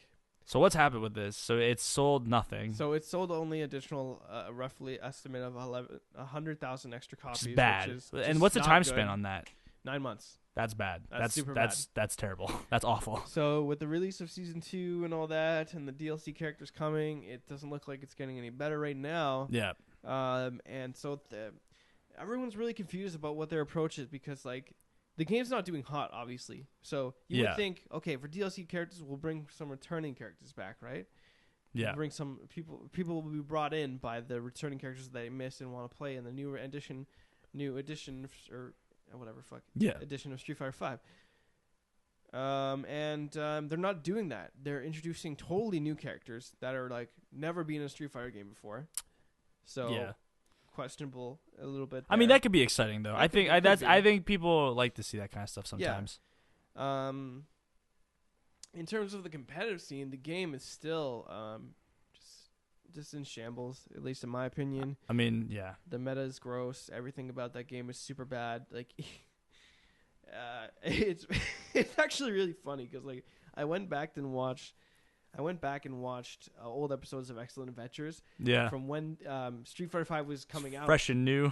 No, not even out yet. Like, the last episode of USF4 though. Yeah, like that stuff when they were like, God, they were super excited. Can't wait to stop playing the stupid game so we can play something honest. A game that's really focused on neutral. I remember that. And you know, the important stuff. It'll be the game that is, you know, really about what a fighting game is. You know, jokes. And little did they know that the game they would get is Street Fighter V. Opposite of that completely. It's actually funny because they make jokes about it now. Because I was watching the new episodes with K-Brad, and like Laura is the worst now. She's basically a Vortex character at this point, where she hits you and just keeps hitting you, and if you don't block, it's a Vortex. You're constantly guessing against the characters that are the best in that game right now. Yeah. It's a game where you're just trying to constantly guess correctly, but it sucks. So yeah, not good. It's funny because like Mike was playing Laura and he was just doing the Vortex shit, like fucking up people with guesses, right? And fucking K-Brad was like, "Oh, look at that neutral! Get him in the neutral! That ain't a Vortex at all." Oh no! I mean, he's like, all right, Mike, how'd you do it? How'd you win that match? He's like, I did exactly what you said. I went back to neutral. And then by neutral, he's just like, I just did the cheap, stupid shit. Yeah, Laura just hits buttons a bunch. That's everyone now. As everyone hits the buttons. And so yeah, even the competitive scene in that game right now is it's kind of awful. So it's really hard to like kind of figure out who the fuck they're trying to appease right now or appeal to right now, because the casual market obviously hates the game right now, and even the competitive scene is playing it just because it's the Street Fighter V, but no one likes it right now. Yeah, I'm curious what Capcom's plan is right now, because I don't know. Because they need, I mean, like, they're not in a financial state where they can, you know, they can be fucking around. They can fucking around. I mean, Resident Evil, like, yeah, they can't be fucking around. Like, Resident Evil's selling well, great. But, like, I mean, Capcom's Street Fighter's supposed to be one of their flagship titles, and it is kind of, like, almost dead in the water. Not dead in the water, like, it's going to still be around, but it just seems really weird. I'm not sure what they're doing with it. I'm still very confused about what their plan is with Street Fighter V. I don't know, man. Every time I watch Tekken 7, it looks a million times better. The problem with Tekken 7 though is that it's coming out too late. Like I feel, and I mean, so it's missing too. Like I feel like I was listening to I think it was like Maximilian talking about this with the Best Friends, I think last week on their podcast, and he was saying how like it's cool that it's coming out. It got delayed again to this summer, late in the summer, and it's cool that it's, you know, they're doing it to jam pack the game with stuff, so it has a lot of stuff. But the game's been out in Japan for like 2-3 years. Like it feels like the game's been out forever, and it's hard to care anymore, because it's like it's not even that the game's not out, it's been out, and where is it and why is it not here? Like we know why it's not here, but like come on, like it should just be out now. I mean, I don't agree. I feel like they're missing the boat in terms of like really getting to shine the limelight on their game Tekken 7 when Street Fighter 5 is in such a poor condition. I mean, but the problem is it's also coming out around a time where like we're gonna get the new Injustice game, and let's be honest, new Injustice game is going to sell like fucking crazy. Oh, yeah. Like that game is, and if Tekken 7 I think comes out after it or maybe around the same time, it's going to get overshadowed so hard. Yeah. Because the casual market still kind of cares about Tekken. I feel like they still hear Tekken and know what that means, but they are going to fucking play the shit out of Injustice. Injustice, even looking at it, looks cool. Like that game looks sick. It's still a good formula, and it has characters that people give a shit about. Like that game is gonna sell so much, and it's gonna take up so much people's time that if like Tekken 7 doesn't come in and fucking give everyone blowjobs afterwards, I'm not sure what it's gonna do. Yeah, that's fighting games are weird, man. I don't know what the Fighting games are weird. Pokken all the way. Pokken all the way. Pokken tournament. I mean, that game's. Hey, I thought Lucario was pretty sick when I played him. Yo, so. Pokken tournament is a game that I wanted to get into. And I feel like it's too late now. Like I feel like that game's gonna die tomorrow. I met a competitive. I've only met one competitive Pokken player in my entire life, and he was at Canada Cup this year. And was he the only Pokken player there? He's the only one I ever met that was competitive. Yeah. Okay. I never met another competitive Pokken Was it player the in my same life. guy we met at ANC with his, I think, wife? No. It was, Okay. I don't even know who those were. I don't know who those were either. It was just funny. It was Totally random. It was just the last memory I have of Pokken tournament. Some guy playing at a tournament with his wife. Yeah, at ANC. And his wife was like, she was like pretty decent if I remember correctly. Yeah. She was going toe to toe with what's his face. And then everyone else around us playing Tekken, which was a weird mix. I'm so excited for that game, dude. I don't know. I think out of all the games I'm playing, I really want to get into Tekken when it comes out. And Guilty Gear would probably be the other one. Side note: do you have to turn your mic up? Or are you good? No, it should be okay. Okay. Like I will listen to it back, and I don't know, it should be all right. All right. Yeah, I want to play Tekken too. I mean, here's the thing. I'll play it as a casual observer. I'm not gonna be like, oh man, Tekken. I'd be really surprised if I got really into Tekken. I'll be honest with you. If I got Really? because it's such a complicated game already, and they're making some strides to make it more accessible, but I don't know. There's too much stuff in that game, and I don't really know. With Tekken? Yeah, with Tekken, I don't know. What do you feel like do you feel like it's just like there's so much going on at this It's so point? much in Tekken. Yeah. It's so much in Tekken that Like I combos and stuff? and just like block strings and all that shit and just all that stuff, dude. Like it's just, Okay. it's too much. Yeah, I get you. So what are you doing? Turn yourself up? Oh, Just a bit. Yeah. were you too quiet that whole time? No, I think it was okay, but like depending on which way I noticed like I noticed listening to it that like depending on which way my mouth is facing, it just sounds a bit quieter than it should at some points. Quality radio. Hey, that's we're what we do professionals. No one listens to this except for Nick Potts. Yeah, Nick Potts. Shout out to the guy that's doing our timestamps. He did hit the timestamps he did were like were super detailed, like to the point. But he even said it. Like to the point where there was stuff I had to take out because I'm like, we talked about this for literally 2 seconds. Like, Okay. like he was his like, thank you. He definitely listened to the whole show. Dude, you're a lifesaver, Nick. Like, holy shit, dude. I was doing that for the first episode, and it was on delay for the second because I had no time. So You're his lifesaver because I don't even get honestly. Yeah, why Matt the didn't fuck wanna are we do even that doing fucking that? shit? I don't know why. I think it's good to do, but Matt doesn't. But I appreciate it, Nick. Thank you. I mean, I appreciate it too. Shout Thank out you, to Nick Potts. Yeah, shout out to Nick Potts. I mean, someone's listening, I guess. That's good. We got a few listeners. We got like one. one. I got one friend who subscribed to it out of my school. Ooh, really? Yes, so that was good. That's cute. Yeah. Is he hot? Why'd I say? I think she's hot. Oh, it's a she. Is she Yeah. hot? Yeah. Damn. You just said on the podcast, we're gonna keep that in. We're gonna keep that in. I mean, I don't care. Keep that in. She already knows, so. Oh, okay. Never mind then. Fuck it. Fuck it. Whatever. Okay. Sweet. So what else? Anything else about that besides the Street Fighter? I feel like every week we talk about how Street Fighter is not good. Yeah. I feel like It's like a everyone's kinda flagship of talking the about- episode, where every episode we have to talk about Street Fighter and go, yeah, it's still bad, at least once. One day, maybe one day, One we'll day- have an episode. Hey guys, It's good. Street Fighter's getting better now. And then there's an explosion in the background, or all of our equipment just sets on fire Yeah, immediately when we say that. It's not at that point. It's not actually Street Fighter 5. It's Street Fighter 6. I was so excited when Street Fighter 5 came out too. I was yeah, playing. you were. I was, were actually kind of like. I was that playing was the interesting part. You were actually like, I'm going to learn Armika. You're like, I was playing. I was playing the fuck out of it, and then the game just kind of, I don't know, it felt awkward. Didn't feel good.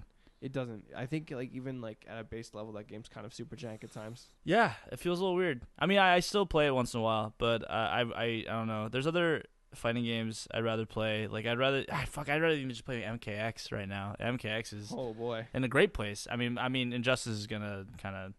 overshadow it when it comes out. But still, I mean, like, The way that meta of that game is so bizarre. it's a real weird game. It's a real weird. It's a real weird game. MKX. It's not normal. There's too many. I mean, every character has like 3 different types, but I think there's always an optimal one. So it's a little bit less janky than you think. But I think the game comes down to a lot of 50-50s, which what a lot of people complain about is like it's a very much a. It's a mix, very very guessy game at times. Right? Yeah. Because there's a lot of stuff happening and combo breakers. Killer Instinct's great. Killer Instinct's amazing. They made that game weirder though. I mean, they made it less rock paper scissory now, which I haven't adjusted to very well. What is it?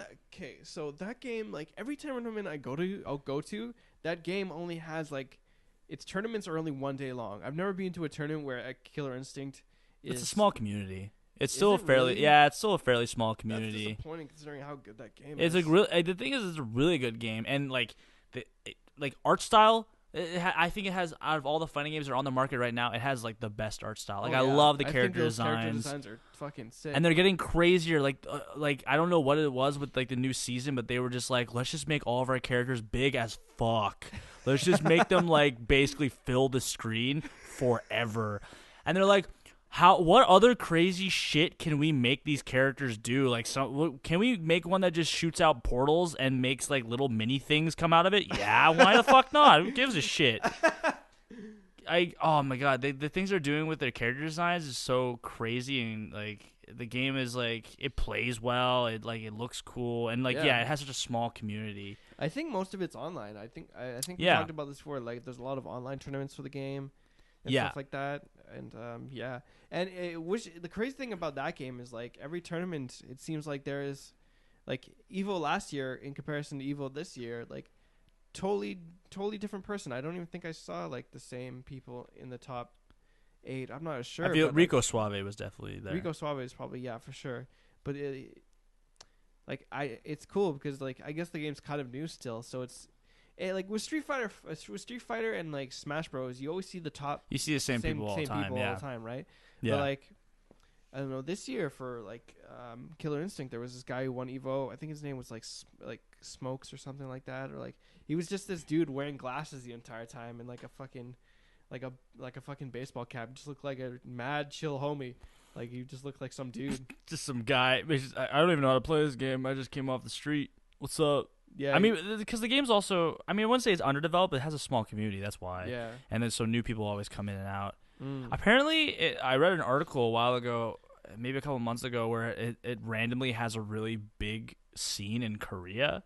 Really? Just randomly, like is it Korea or China? I think it's Korea, where like it's a small group of them who started playing KI there because they were originally playing Tekken or Guilty Gear or something, and some guy was like, let's play KI. I started bringing KI in, and so he has like a pretty deep connection with the American players somehow through the internet. But I read an article, but like it's becoming like a really weird, specific, jam-packed community in Korea. Which I mean, if you know historically speaking, fighting games in Korea are not necessarily very big. I mean, the biggest are Tekken and Guilty Gear, and those are not even that big in Korea. So it's kind of interesting to see that KI has out of all the games is the biggest. That's pretty almost funny, actually. I mean, KI is a really good game. It's free to play. If you ever actually, it's a really good fighting game. It has an interesting combo system that you don't see you don't see in fighting games, and it kind of changes how the mentality of the game. It's like it's a very different type of fighting game. It makes you think about things a lot differently than normal fighting games. It reimagines how you think about combos and how you think about matchups. It's really cool. It's more about. I feel like it's the most mental fighting game. Weirdly to say, like it's the most one. It's the one game that the more you focus on understanding your opponent, you can capitalize the most off of it. Yeah, because that game is like, in terms of like the execution, isn't like the hardest. It's not the hard. It's easy. They're all characters play almost the same in terms of execution. So sort of. It's kind of the game plan is kind of the same. I mean the basics. Stuff. Yeah. So like that game is definitely. It seems like you do pay a lot more attention to like what your opponent's like doing like over the long term of a match. Yeah, like how are they opening up? What moves are they using? How can I condition them to use heavies or this? Can I combo break them? Can I combo break them? Like it's all about playing that mind game, which is it focuses a little bit less on the whole footsies game and more on like how do I condition my opponent to play a certain way, in a very, very visceral way. Like not just like I'm gonna condition them to do this move. Like it's literally like there's a 1-to-1 reward for conditioning your opponent to like I'm gonna make it that he thinks I'm gonna combo break here, and then he's gonna smash his counter breaker, and whoops, that you did that because of me. Now you're stuck. Now I'm gonna fuck you up. Yeah, that's the interesting thing about that game, because like in other fighting games, definitely for a lot of the part, there is like obviously reads and you pick up on patterns and stuff like that, but a lot more of it is, I'd say, a lot more reactionary decision making and stuff like that game. Yeah. Where in comparison, Killer Instinct's a lot more long term observations of how your opponent's playing, long term conditioning to make them make very specific mistakes. Yeah. In their combos or your combos, and reacting, or like how they decide to break them or something like that. Yeah, it's a very different fighting game in that sense. I think it's one of the better fighting games out, and I think it has one of the better support systems. Like I think a lot of the people who are making the game are, they're all fighting game veterans who played, there's Keats and everything, and they all know fighting games on a very good level, and they're very vocal with their community. So it's such a weird thing that they are unfortunately not as big as the other games are. It's one of the better fighting games by far, though. Like by far, one of my favorites out of all of them. Of course, Killer Instinct's fucking. I think it's still one of the best ones out right now, for sure. Okay, it's a good scene. All right. So, do you have anything else, or do you want to? I think that was I really covered the 3 things I wanted to talk about today. All right. I think we're going on an hour and a half already. So. All right. So, I guess we'll. Is there anything else you want to talk about? Yeah. I guess we'll talk about this because I guess it's getting kind of old news now, but I still. So we talked about, or at least I showed you the articles about the whole Gamestop Circle of Life program thing. Yes. So I mean, for us in Canada, it's kind of weird because we have EB Games, which is kind of it still is GameStop. It's owned by GameStop, but here they kept the name EB Games instead of making it GameStop. So I don't know how their practices are probably the same since GameStop owns them here. But recently, I guess like 2 weeks ago now, or a week and a half ago now, I think it might have been 2 weeks ago now. Yeah, like about 2 weeks ago now. It's kind of old news now, but GameStop has this like the Circle of Life program, they call it, where I guess every employee and store has like a quota. And I think we all kind of knew this, but the quota is based off of like quotas they have to hit based off of in order of importance. I think is number 1 pre-orders, number 2 reward subscription cards, 3 used game sales, and then 4 game trade-ins. So we all know that when you go into like GameStop or when you go into EB Games, they're always trying to fucking make you pre-order shit, and they're always trying to make you buy used games and subscribe to their fucking e-newsletter. You want an edge card today, sir? Fuck you. I don't want your fucking edge card. Fuck you. I remember the one time we went down into Toronto and we went to that one EB Games downtown. Holy shit. And you were... I remember how excited you were. I was just aghast. Because the one guy, for the very first time, did not ask you if you wanted an edge card. He sold... The guy at the EB Games... Whoever worked at the one down by the Eaton Center, fucking swear to God, I've never had this. It was almost like it was almost like a revelation to me. Like it was like just like this weird holy moment where I bought the game, I spent the money on it, and he just went, "All right, have a good day," and didn't say shit. I gave him the game, went, "Oh, cool," put it in the bag. Rang it up. I gave him the money. Did not say once, do you want a $3 thing plan on it? Didn't ask me for an edge card. Didn't say a fucking thing. Just went, oh, cool game. And then gave it to me. And I went, holy shit. This is amazing. I fucking swear to God, I almost cried in his arms. Like, it was like the most beautiful moment of my life. Like, I couldn't believe it. Like, holy fuck. Well, the thing is that, so how it works here is that I guess from what I understand is that when they sell, at least in GameStop, I don't know about here, but if they sell a new game or anything like that, it actually takes away from the quota. So they have to they have to hit at least apparently by the end of the quarter they have to hit 75% efficiency on these quotas, or people just get fired. Like Really? from what it sounds like from these interviews, I don't know if it's literally get fired, but people are getting kind of like It's like probably like strikes, warnings, etc. yeah, and then people were getting fired over some of this stuff. Like, what are these and so people were feeling like eventually like yeah. It says that GameStop staff say the company has threatened to fire people who don't hit these quotas, which is leading to all sorts of crazy tactics. Like apparently people are getting like there's so much pressure to do these things that like there's this quote that says someone said, "We are telling people we don't have new systems in stock, so we won't take a $300 or $400 hit on our pre-owned numbers.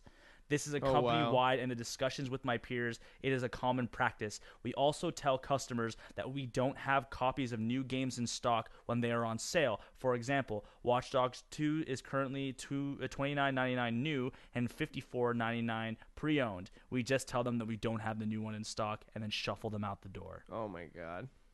I mean, what else are you gonna do if you got to keep a job, dude? Yeah. Oh, yeah, here's another quote. "The other day, working the RE7 Kingdom Hearts launch, we were telling walk-in non-reserve customers that we didn't have the games in stock or that they were only for pre-orders in order to not sell new copies of the games. It's that bad. Now I have to sell way more pre-owned copies this week. Now I'm fucked anytime that they sell a new game."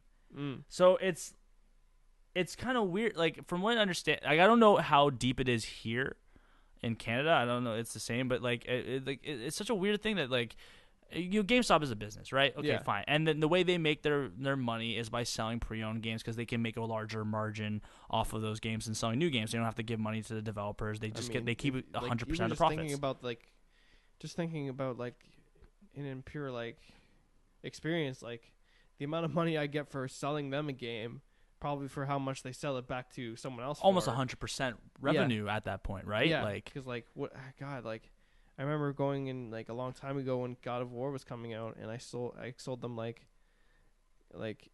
Guilty Gear XX and like 2 other games, and it only gave me like $5 extra on my purchase for God of War 2. Yeah, the exchange is always usually pretty terrible. Oh yeah, in comparison. And then they sell it, and they make 100% of the profits because none of the money has to go to the developer because it's a pre-owned game. It's all to them. So I guess it kind of makes sense that they do this, right? They're a business. That's how they make their money. Yeah. It's interesting to hear like this almost like Machiavellian kind of like, well, like everyone is under this guise that they have to do this or they'll get fired. So like, and there's like all these quotes are like stuff like people are like they will lie to customers. So this is pretty interesting in terms of like the grand conversation in terms of used games, because I remember when the new consoles were coming out, a big thing was like they were trying to kind of like fight almost, yeah, games, like basically. Xbox especially wanted to, yeah. So I'm wondering, like, is that? It sounds like, knowing this information now, it sounds like they're trying to fight this, like, not intentionally, like they're trying to fight to like get more money to the developers or something like that, like when they're selling their games instead of like EB Games making more money off their game. Yeah, I mean games. I don't know. That was a big discussion for a while. Is that a lot of people in the game industry were not okay with used games, mainly for the idea that it took money away from the developers, and that was kind of a discussion for a long time. Mm-hmm. And then a big thing with that was the big controversy when the Xbox One was coming out. Is that event they were talking all that shit about having like, oh, you have to like every game will be tied to the console and you can't share used games. Yeah, I mean that was. That you can't. I mean, honestly, as much as I understand like how that needs to happen for development costs, I mean, you can't take that away from people. Like you can't. Yeah. I remember too when the PS4 and the Xbox One were on their way out the doors, like just like still being like announced. Yeah. Like a big thing was at E3 that year. I think was is PS3 is Sony also going to do that? And like I remember seeing memes of like 2 people sitting at a bench. And in like trench coats, and one was Sony's logo, and then Microsoft's logo. Oh yeah. And it was like Xbox whispering to Sony, basically like, so we both agree. Like that was a big part. Copies on that was a big part of Sony's marketing campaign for the PS4 though, was that they weren't gonna do that. Like they released that video where they're like, "How do you play used games on like that video?" Those videos. How do you play used? Shots. You hand it to just straight like, kidney shots to Microsoft. Easy. Like Adam Boyes was standing there, and he's like, "Oh, I could just give him my thing. Oh, there we go." That was like a big marketing campaign for them. But like, here's the thing: is that the more that I think. Sony knows, at least they knew at the time, that the idea of the physical media is already kind of, I mean, it's still around, but it is gonna die. It's sort of dying, and it's gotten to the point where it's more common practice to buy a game on the console, to buy a game on the PSN network or the Xbox network, and to buy a game on Steam. More people are doing that more and more nowadays because it's more convenient. You can preload the game, you can play it right when it comes out at 12 o'clock. You know, like, physical media is kind of like becoming a less wider margin of profit. So I think in that sense, like, you can look at GameStop and how they're pushing this kind of stuff. It makes sense because, you know, people are buying physical copies less and less. I mean, people still are, but those profit margins are probably dying a lot more. Yeah. And it's a really interesting thing to look at in the future where, I mean, I don't know if we're going to go fully digital. I don't think that's ever going to completely happen because if you look at music, you know, people are still buying records and CDs, right? Yeah. But it definitely is going to be, like, the only thing that's really, I feel like that's really holding us back from the future of, like, just buying games digitally is, like, first off, bandwidth costs. You know, bandwidth is still a deal. Storage. And storage. Yeah, storage is still a big thing. Like, you know, we've only hit, like, what, a few terabytes for our hard, like the PS4 Pro is, like, only a terabyte right now. Like, yeah, you can expand it, but with the size of these games coming out nowadays, that's like, a terabyte's still good in terms, like, but not everyone can afford the terabyte hard drive, right? Yeah, especially right now. So, and then game sizes are getting so much bigger. Like, some games are like 60 gigs. Mm-hmm. Some games are like 60 gigs all on their own. Like, that's, you know, that's another thing that I thought Sony, like, that's a weird thing that I thought that they were going to solve by this point, was that the compression of these games was not, they were going to figure that out by this point. Like, I think it's absurd that we're still downloading games that are like 60 gigs. Like, you think they would have that figured out by now. Some kind of new compression or some, like, but it's so weird, right? Like, how is a game like a full 60 gigs on my console? Like, how is that even a thing? All those textures, man. Like, everything, like the music, the textures, especially the textures. Like, is that really it? Textures are a big, super heavy, and even like loading them into your memory, like, constantly, is definitely one of the more cumbersome tasks for a graphic, like a GPU. Like, even running GTA 5 on like high graphics takes at least, like, full graphics with like your full like field of view all the way back. Like, you need at least 2 gigs of like accessible memory on your GPU to do that. Really? Textures are heavy. I mean, is that like, yeah, I guess. And the resolution's a big part of it too, but textures are super big. I mean, yeah, because think about this, like, we're supposed to, I mean, in a couple of years, we're supposed to go into a future where things are going to be 4K standard. Right? Isn't that, like, supposed to be the thing soon enough? Is that, like, what is going to happen? Like, are we going to download, like, fucking 100 gig video games now? Like, is that even possible? I don't even know. But like, how much is a terabyte? 1,000 gigs. 1,000 gigs. Right, yeah. Like, so is it going to be a point where we only have 10 games on our console? It already happened in my like PS. 100 gigs each? Yeah, that's the thing, right? Like, I think Zero Dawn is going to be a super, super big game. Like, look how pretty that game is. I'm curious, yeah. Yeah, I was going to say that as a game that's probably going to be huge because, like, those textures look amazing. It looks good. Like, so I'm thinking that game's going to be pretty big in size. Yeah, so. well, because, I mean, reviews are already out right now because people got early reviews. Apparently, it's getting really good reviews. It looks like a good game. But When's it coming out officially? 28th. Of this month? Yes, next week. That's why. Shit. Yeah, it's coming out. Dude, can we play that? Yeah, we can play that. We'll probably do a first look at that. Okay, sick. Yeah, no, because that game actually was like, it's getting good reviews. But when I was looking, like, someone on my Facebook literally today shared a video of like the smallest thing. It's such a small detail, but of rotating the like the main character was on a horse and rotating the camera, and what happens when you turn the camera, her whole character model animates as if she's moving around on a horse, on top of the horse, like lifting her leg as if you would turn around on a horse, not just like her head spinning around like a crazy person. Her legs are moving, and you can probably find it at some point where she's like getting up off and on the horse. Like, that's a lot of detail. I mean, it's almost it's almost like Tress Effects level of, like, who needs this much detail and like, why does my hair need to look like this? But I sort of look at that and go, like, yeah, like, how these games are huge. Yeah, like, how big is this download file gonna be? Like, fuck me, man. Like, come on. Like, Tales of Berseria got so much bandwidth. Okay. Like, Tales of Berseria looks like is basically a PS3 port game, and it still is like fucking almost 30 gigs when I downloaded it. Like, really? It's still a big game. Like, that's the thing. It's like, I wonder how games, like, I I guess it really depends like on how much content's in them. But like games like Life is Strange wasn't that huge. No, I mean, but that game also wasn't very much a graphical powerhouse by far. Yeah.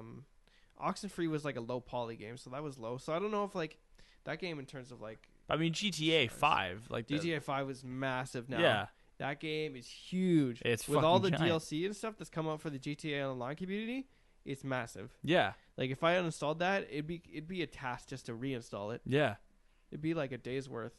And bandwidth is still an issue too. Like, I mean, we're not as bad as the States where they have like really hard bandwidth caps. Like they can't. Like we're still in a state where like I guess we're kind of free from that.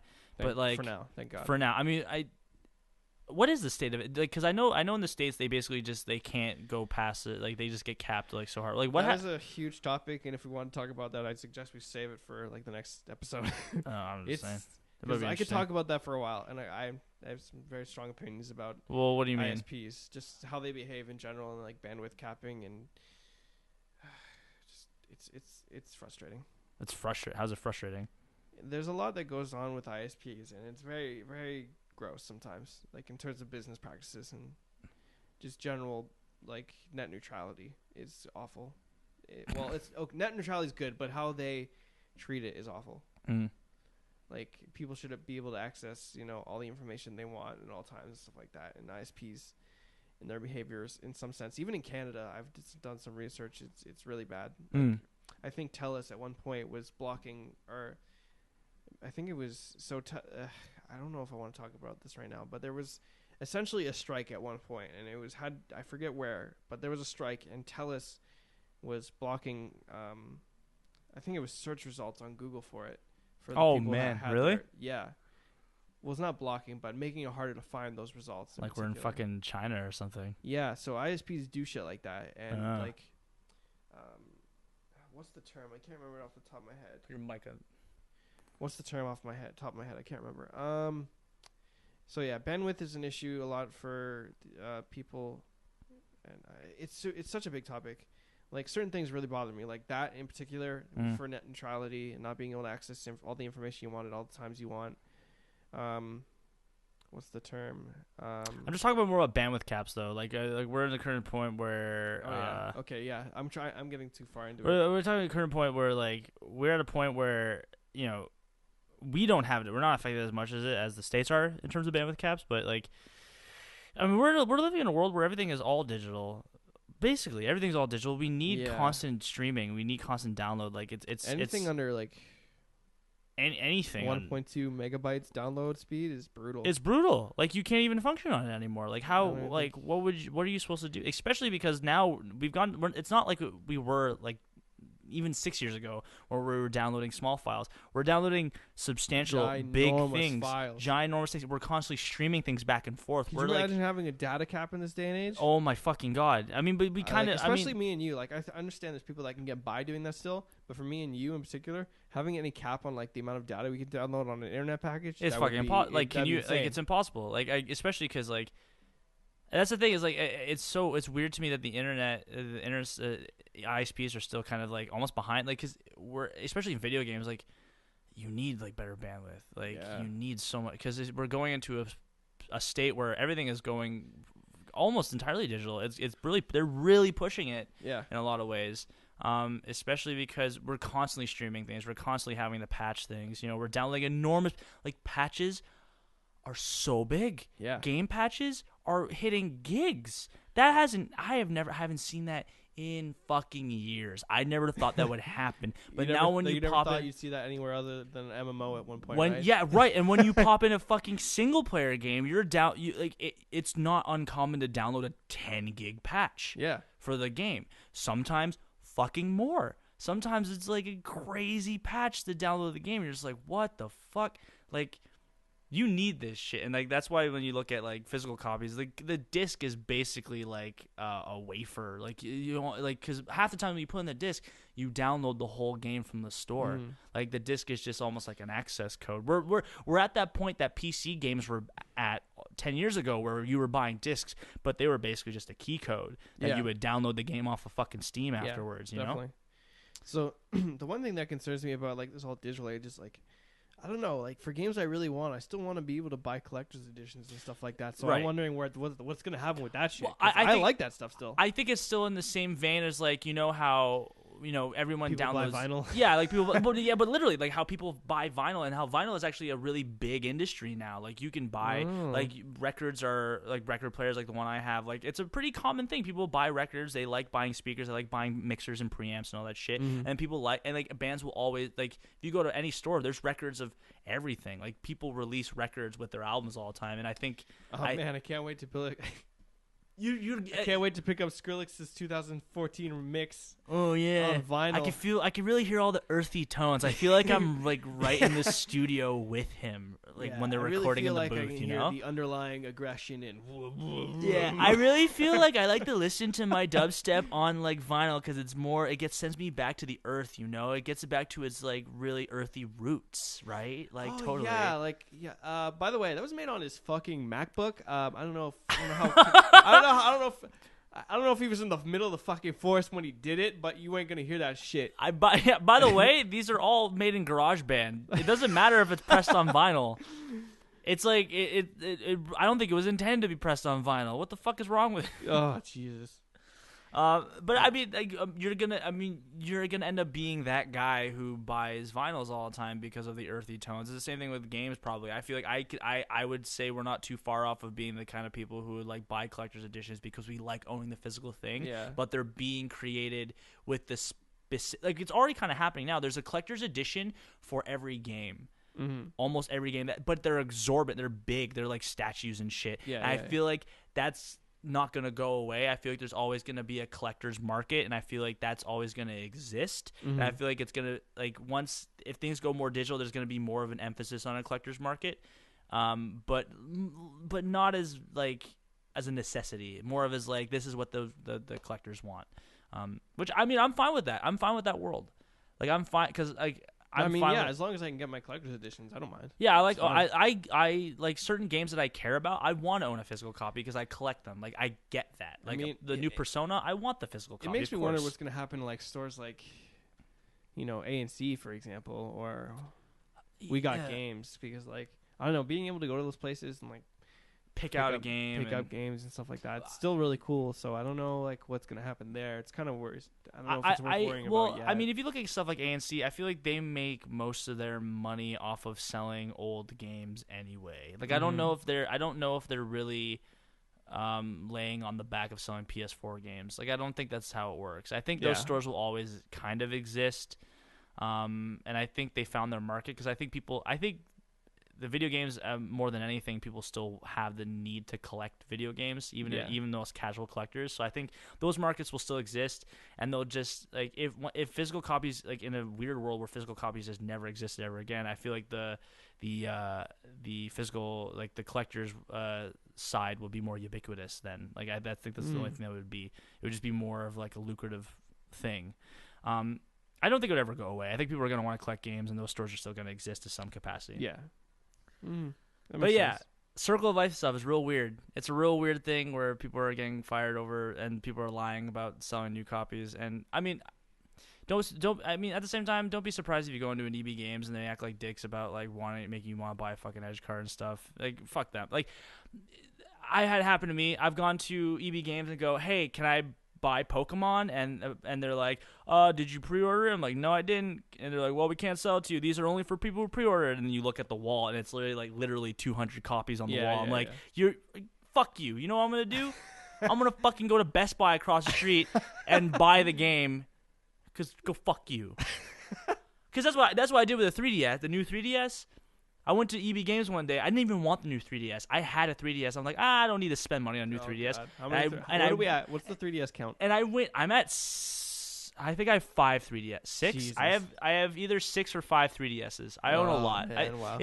It's become an addiction of like I need to. There's a new one that they're releasing a new 3DS with Pikachu on it, and I almost bought it, but I refrained.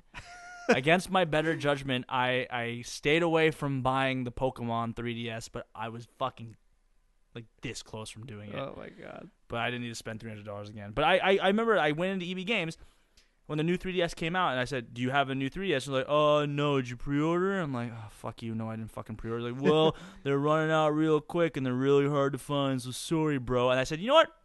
Fuck you." And I went up the street. I went to the Toys R Us and went, "Hey, do you have a new 3DS?" They're like, "Yeah, we got tons. We're swimming in them. What color do you want?" And I'm like, "I want red." Now I went to the EB Games holding it. I'm like, "Fuck you, fuck you, fuck you, fuck all you." I'm like, "Fucking look at this, fucking assholes." Really hard to find. That's what you do.